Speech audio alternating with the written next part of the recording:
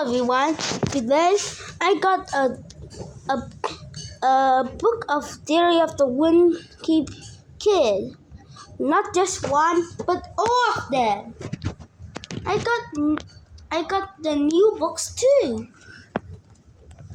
Do you know why? That's because my mom has bought it for me.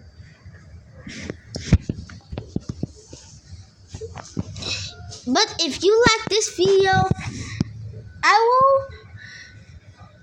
will give you one book for each like in this video. Okay everyone, today we're going to learn about volcanoes. Volcanoes are most dangerously in the past, but you don't know if I don't know. So the answer is no. You don't know about volcanoes, so I will teach you about them. First, volcanoes are dangerous. Volcanoes are dangerous because they have hot lava, can kill you by one hit.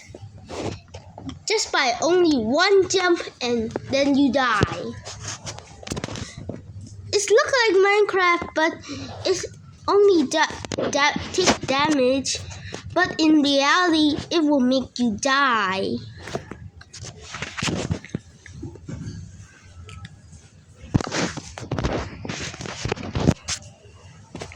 Okay everyone, it's question time. Question number 1.